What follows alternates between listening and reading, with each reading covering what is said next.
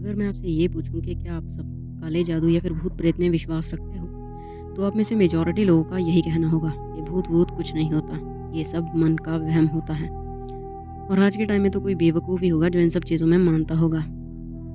लेकिन मेरा ऐसा मानना है कि अगर भगवान है तो उसके विपरीत शैतान भी एग्जिस्ट करता है, क्योंकि हर सिक्के के दो पहलू होते हैं। और आज जिस केस के बारे में हम बात करने जा रहे हैं, उसकी भी कहानी इन्हीं नेगेटिव एनर्जीज के अराउंड रिवॉल्व करती है, मगर इसका अंत बेहद ही डरा देने वाला है। So without wasting any time, let's dive into our today's case. Ahmedabad families deadly end. 50 साल के कृणाल त्रिवेदी गुजरात के रहने वाले थे एंड एज एक्सपेक्टेड वो एक बिजनेसमैन थे और उनका अपना एक कॉस्मेटिक्स का अच्छा खासा बिजनेस था। एंड अपने बिजनेस के चलते वो अपने परिवार के साथ भोपाल मध्य प्रदेश में रहते थे। उनके परिवार में उनकी 45 साल की पत्नी कविता त्रिवेदी और 15 साल की इकलौती बेटी शीरीन त्रिवेदी थी। इसके अलावा कृणाल की 75 साल की मां जयश्री त्रिवेदी भी उन्हीं के साथ रहती थी। कृणाल त्रिवेदी काफ़ी मेहनती इंसान थे और अपनी मेहनत के दम पर ही उन्होंने अपना बिजनेस इतना सक्सेसफुल बनाया था। तो कृणाल अपनी फैमिली से भी बहुत ही ज़्यादा प्यार करते थे, स्पेशली अपनी बेटी शीरीन से। शीरीन में तो जैसे उनकी जान बसती थी।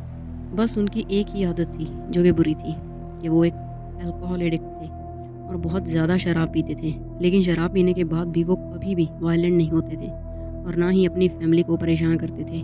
बट फिर भी उनके फैमिली मेम्बर्स को, उनकी माँ और भाइयों को उनकी बहुत ही चिंता थी, क्योंकि शराब पीना उनकी सेहत के लिए अच्छा नहीं था। मगर कृणाल हमेशा उनसे यही कहते थे कि मैं अपनी खुशी से शराब नहीं पीता। कोई चीज़ है जो मुझे परेशान करती है, जो मुझे ये सब करने के लिए मजबूर करती है। मैं भी शराब छोड़ना चाहता हूँ, मैं भी शराब छोड़ना चाहता हूँ, पर मेरा खुद पर कंट्रोल ही नहीं है। उनकी बीवी कविता भी इस बात को समझती थी और वो कई बाबाओं वगैरह के पास भी जाती थी ताकि कृणाल की परेशानियों का कोई हल निकल सके। मगर उसके माँ और भाइयों को ये सब उसका एक बहाना लगता था और कुछ नहीं। बट जैसे जैसे टाइम बीतता गया, कृणाल की हालत बिगड़ती गई, नॉट फिजिकली बट मेंटली। उसकी शराब की लत और भी ज़्यादा बदतर हो गई थी और इसी के साथ अब उसे नाइटमेयर्स भी आने लगे थे। एंड नॉट जस्ट हिम, बल्कि उसकी वाइफ कविता को भी ऐसे ही नाइटमेयर्स आते थे एंड उन्हें कोई वुमेन हॉन्ट करती थी। उन्होंने बहुत से बाबाओं को दिखाया, बट कहीं से भी उन्हें कुछ ज़्यादा फ़ायदा नहीं हुआ। एंड उन्होंने बहुत बार इन सब चीज़ों के बारे में अपनी बाकी की फैमिली को भी बताया, बट किसी को भी उनकी इन बातों पर विश्वास नहीं था और वो लोग इन सब चीज़ों के लिए कृणाल की ड्रिंकिंग की एडिक्शन को ही ब्लेम करते थे। अपनी फैमिली के कहने पर कृणाल ने साइकेट्रिस्ट को भी कंसल्ट किया और साइकेट्रिस्ट ने उसे डिप्रेशन की कई सारी दवाइयाँ प्रिस्क्राइब कर दी। कृणाल ने वैसा ही किया जैसा उसे डॉक्टर ने बोला, बट उसकी हालत में बिल्कुल भी सुधार नहीं आया एंड वो जैसे तैसे अपनी लाइफ काट रहा था। भले ही उन्हें पैसों की कोई तंगी नहीं थी, मगर उनकी लाइफ में शांति का या खुशी का एक भी पल नहीं था। और कृणाल और कविता पर क्या बीत रही थी ये वही लोग जानते थे। और ऐसे ही टाइम बीतने लगा। बट समवेयर इन 2018 कृणाल और उसकी फैमिली भोपाल से अपना बंगलो बेचकर वापस गुजरात लौट आई और यहाँ पर वो अहमदाबाद के कृष्णा नगर में एक फ्लैट किराए पर लेकर रहने लगी। और ऐसा उन्होंने इसीलिए किया था क्योंकि कृणाल के भाइयों ने ही उन्हें ये सजेस्ट किया था कि वो लोग परिवार से दूर दूसरे स्टेट में रह रहे हैं, इसी वजह से उनकी मेंटल कंडीशन ख़राब हो गई है। तो कृणाल ने अपने भाइयों की बात मानी और यहाँ आ गया। बट इसके बाद जो हुआ वो किसी ने सपने में भी नहीं सोचा था।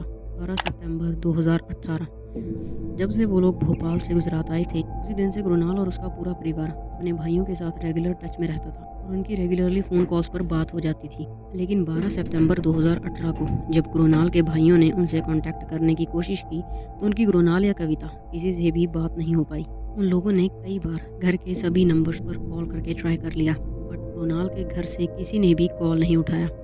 उन्हें ये बात काफ़ी अजीब लगी, मगर फिर भी उन्होंने सोचा कि हो सकता है वो लोग कहीं बिजी हों, इसीलिए उन्होंने अगले दिन तक इंतज़ार किया।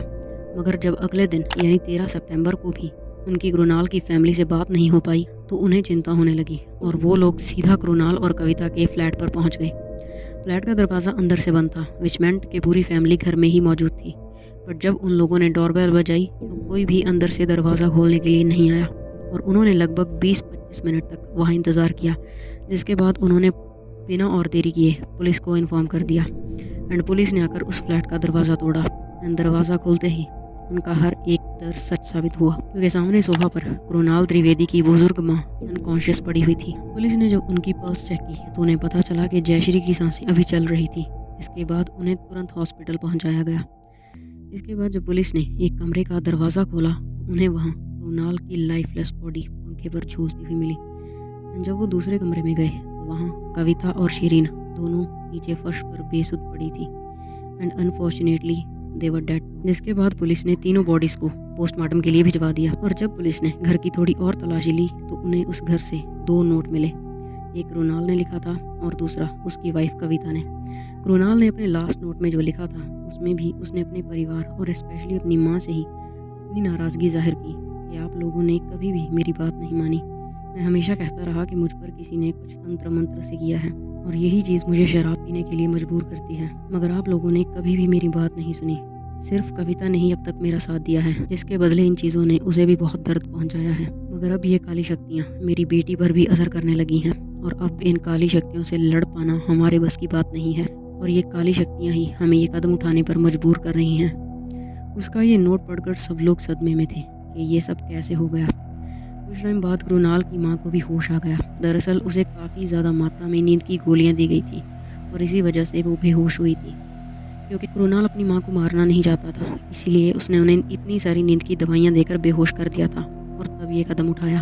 तो खैर इसके बाद कविता और शिरीन की पोस्टमार्टम की रिपोर्ट भी आ गई, जिसके अकॉर्डिंग उनकी मौत जहर निगलने की वजह से हुई थी और ये जहर उन्हें ज़बरदस्ती नहीं दिया गया था, उन्होंने अपनी मर्जी से कंज्यूम किया था ना। सबसे शॉकिंग चीज़ जो इस केस के बारे में रिवील हुई वो थी कविता का वो नोट जो कि सबसे लास्ट में सामने आया। कविता ने भी अपने नोट में वही सब लिखा था कि कैसे वो इन काली शक्तियों से इतना टाइम से जूझते आ रहे हैं, मगर अब वो लोग हार मान चुके हैं। और यहाँ पर उसने ये रिवील किया कि आज से 21 साल पहले, यानी कि हमारी शादी से पहले, कृणाल की ज़िंदगी में एक लड़की आई थी जो कि इंदौर की रहने वाली थी और वो कृणाल से एक तरफा प्यार करने लगी थी। लेकिन जब उसने कृणाल से अपने प्यार का इजहार किया तो कृणाल ने उसे ठुकराकर अपने माँ बाप के कहने पर कविता से शादी कर ली थी, जो कि वो लड़की बर्दाश्त नहीं कर पाई और उसने इस गम में अपनी जान दे दी थी। और तब से वो हमारे पीछे पड़ी हुई है, वो हर पल हमें खौफ के साए में रखती है और अब तो उसकी बुरी नज़र हमारी बेटी पर भी पड़ चुकी है। Now from all this note and कुछ साइकोलॉजिकल मेडिसिन जो कि कृणाल के घर से मिली थी, इन सब चीज़ों को अच्छे से इन्वेस्टिगेट करने के बाद पुलिस इसी कॉन्क्लूजन पर पहुंची कि कृणाल की पूरी family mental health related problem से गुजर रही थी एंड इसी वजह से उन्होंने ये कदम उठाया एंड इस केस में किसी बाहर वाले की कोई इन्वॉल्वमेंट नहीं है। और ये कहकर पुलिस ने इस केस को यही क्लोज कर दिया। लेकिन क्या वाकई में ऐसा था? क्या वाकई में कृणाल और उसकी फैमिली को कोई दिमागी बीमारी थी, या फिर जो भी चीज़ें उन्होंने अपने नोट्स में लिखी थी वो सच थी? आपकी इस केस के बारे में क्या राय है, नीचे कमेंट करके ज़रूर बताइएगा। So yeah this was our today's case. If you find this video informative please drop a like and do check out this video popping on the screen and you can subscribe for more such content. फिर मिलेंगे।